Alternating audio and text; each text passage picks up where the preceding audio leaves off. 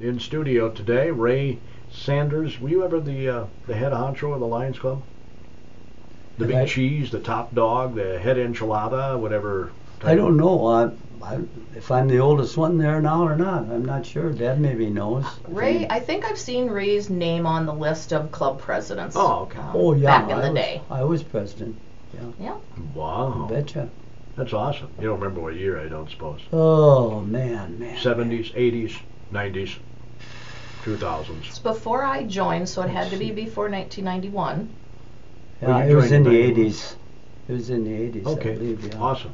Yeah, it doesn't matter. I was just curious.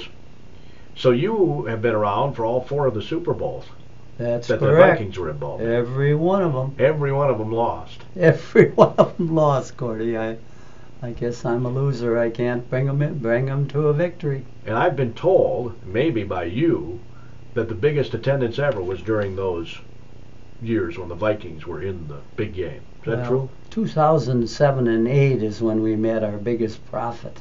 Oh, okay. For the Lions. Well, I mean attendance for $6,000 people. to $7,000 was our profit then in those 2 years.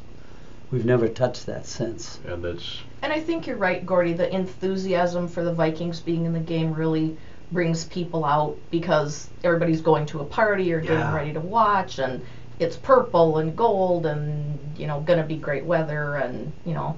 But I think we'll have a good turnout this year, too. It's supposed to be nice. So again, I want to really emphasize this free eye screening for children 6 months to 6 years. Terrific idea. Everybody's welcome to bring their kids, their grandkids, their great-grandkids out to get free eye screenings, right, Deb? Absolutely, absolutely. The kids have to be accompanied by a parent or somebody that can sign a permission slip for us to screen their eyes. It's a digital eye screening. The child sits in a chair, can be held by their parents, and we have a digital camera kind of thing that we just point, makes a cute little squeak, kind of takes a picture. A readout then comes forth that says whether they need to see an eye care professional because it appears that there might be some kind of an issue with their eyes, and on their way. It's that quick. See, I thought there was the old eye chart, you know, where you cover your eye and you read the chart. No.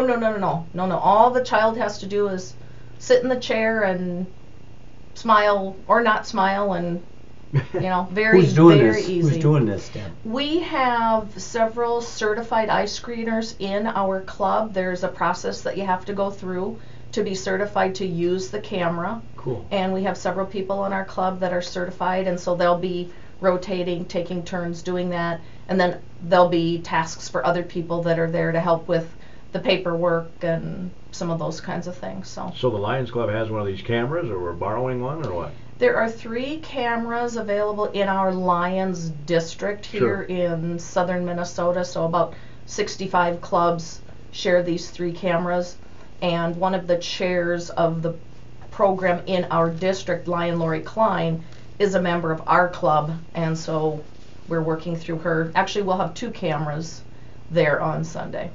Now, you know, Ray, that you're sitting next to royalty. I tell you what, I have 3 great grandkids that will take this test, and they're driving all the way down from Elk River. Wow, for the test. Well, they come every year. I got my 2 granddaughters come every year, and they bring their family. So I will have 5 great grandkids there. Are those plus pages? Those, my son and his wife and a bunch of others. They come every year. They never miss it. Well, that's cool. Yeah. Excellent. So I told them about it, and so they're excited. The kids, all 3 of them, will take this test. And But I was talking great. about the lady sitting to your right here. Oh yeah, she's a celebrity. I know she's traveled all over the United States and all over the world, this lady here. Yeah, on I'm behalf of the telling you. Lions. In behalf of the Lions. So I'm proud to be sitting by her and proud to know her. Yeah, and your husband now, right? Isn't he the district governor or something? Steve was the district governor last year. Okay, it was last year. Yep, last year. How'd that go for him? Did you get to go with him on all those trips? Oh gosh, yes. We went someplace different to eat every night, from Wells to Prior Lake to Albert Lee to Waconia, Stewart. all over the place. So you got to scope out all the restaurants in all those towns. You have a favorite spot? You know, every Lions Club is different, and they all host you in a different way. And we had some amazing meals, some homemade right off the grill at a picnic in the summer, and some catered by a great restaurant or caterer in their small communities, and great potluck. We went to a potluck, and the apple crisp was still hot out of the oven. Oh, it sounds delicious. It was great. And the meals don't cost you anything, right? They're very generous in hosting the district governor and spouse when they come to make their official visit.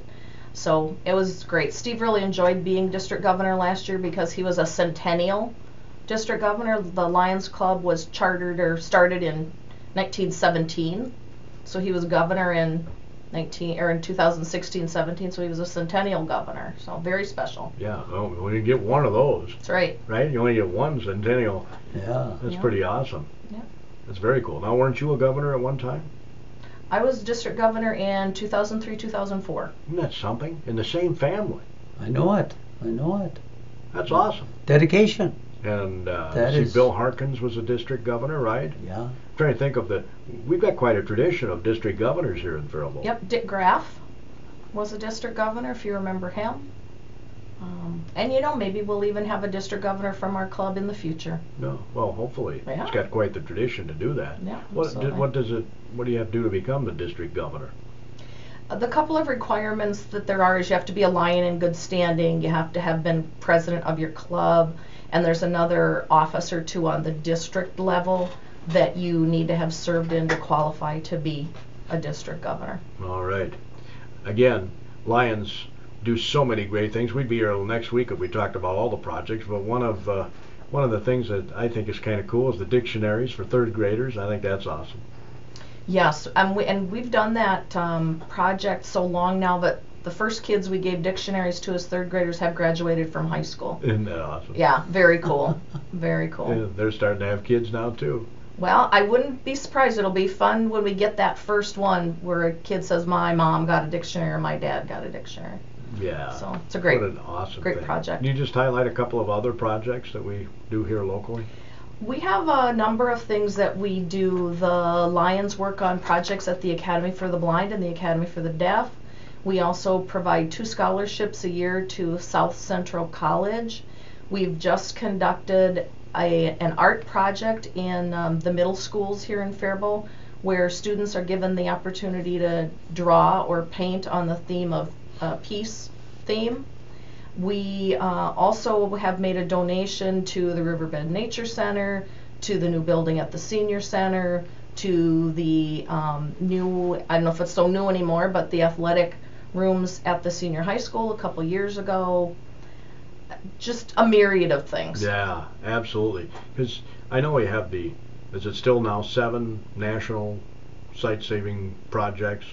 And of course they have the hearing clinic up at the U of M, right? Yeah, the Lions in Minnesota are very connected with the University of Minnesota through eyes, ears, diabetes, pediatric cancer, hearing, any number of things, including back in the 90s, the Lions were the ones that got every birthing hospital in Minnesota to do newborn hearing screenings within the first 24 hours of a baby being born. That was because of the Lions.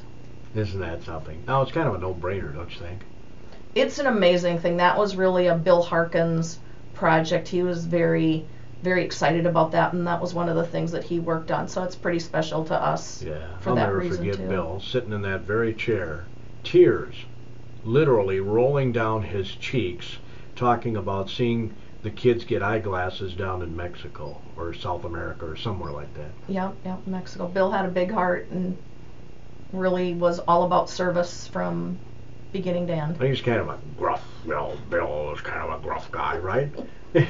Well, he came off that way, I think, No, I mean, sometimes, seriously. but it didn't take long to really see his heart and, Oh. you know, how he felt about kids. We have a great picture of him holding a toddler on his lap, and the little guy had a cochlear implant.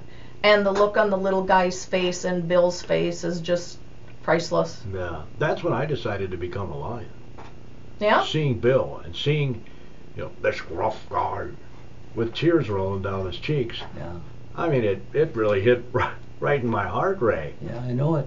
Yeah, it does. It does.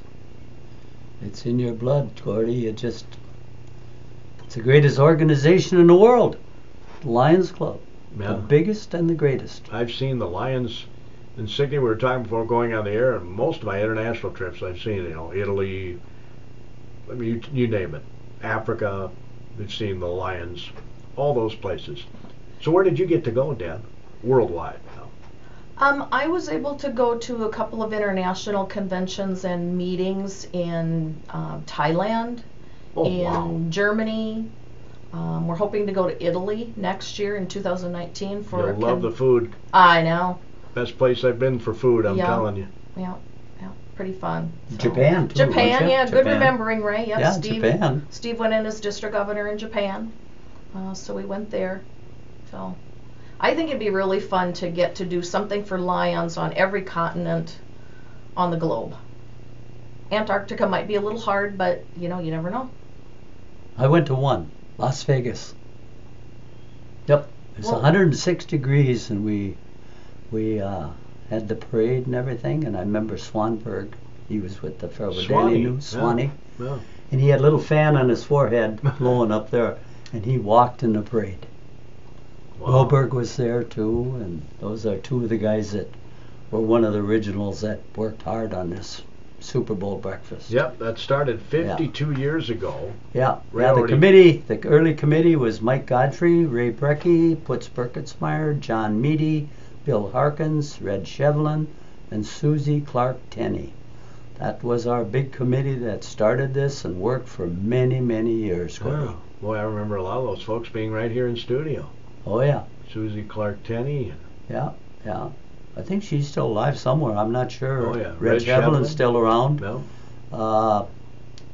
The other one is Mike Godfrey's still around, but the rest of them are gone. Yep. They're in the Lion's House in heaven. Yeah, they're in the Lions. Do you know, is there a Lion's House in heaven, Dan? I would imagine. We'll find out someday, Yeah, I Gordy. guess, maybe. 210 countries around the world, and hopefully in heaven too. Yeah. In heaven there is no beer, but there is a Lions Club. Again, Ray Sanders is with us. Deb Wasserman from the Faribault Lions Club. The 52nd annual Pancake and Sausage Feast. I noted on my posting of today's show that Bill had the special recipe for the pancakes, right? Secret recipe. It's locked in a safe out at Roberts Lake Resort. And he would never tell me this special ingredient, but I think it's beer. That makes them so good. No comment. That's just, do you know? Really? I don't know, actually. Oh, okay. Bob Cross, who is Bill's son-in-law, Right. is the keeper of that recipe, and Bob and Charmaine's son Tim and his wife Danielle have just recently joined Lions, so I'm thinking it's possible that Tim will be the next generation of Harkins descendants that will maybe have custody of that secret That's quite recipe. a tradition. They are very good pancakes. We think they're the best. Yeah, well, I think they're the best too. Yeah, they're very good. So Ray, Yes. I don't know, you're how old are you now again? Oh, 89. Wow, Old. 89. I'll be 90 in December. Isn't that awesome? Yep. Yeah, Just December young pup. 30th. Pardon? December 30th. December 30th. My wife and I celebrate together. The same birthday. Same birthday. Yep. Only she's a little younger than me. I hope you're listening, honey.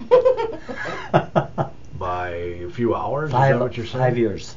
5 years. Oh, okay. Yeah, we got But you have the same birth date. birth date, Okay. right? We got 5 children, 12 grandchildren, and 12 greats. Awesome. So we got a Deb's great family there. Generations too, right, Deb? My dad was a Lion, and hopefully at some point our daughter and son-in-law will also become Lions when their lives settle down a little bit. Yeah, they're starting to have kids. Yes, they have teenagers.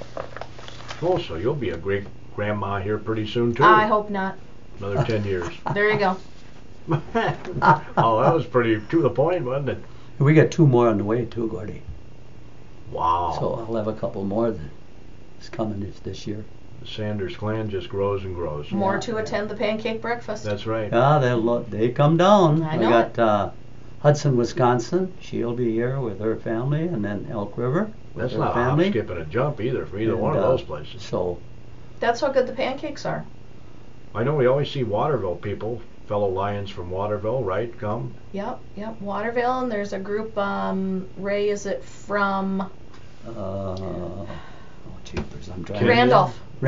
Randolph. We There get a you go. group every year that 10 or 12 sit in Oh, this sure. front big table, and every year they come. In fact, they started their own pancake breakfast now in that area, and they're doing real well. And they followed our footsteps. Yeah, Juan Amigo's got a and pancake what supper they did, next Wednesday. and they're thanking, every time I see them, they thank us for inviting them over, and they have one every year now. Doing good. So who came up with the idea? Let's do a pancake and sausage breakfast the day of the big game. I think it was back in those days, we didn't have a lot of projects, and so we thought, oh, let's start this and see what happens. And the you know? game wasn't what it is today. And we started at the vocational school. We started, we didn't have that many, you know, and that's small. We maybe had 300, 400, you know, there at that time, which we outgrew, and then we went to the Eagles.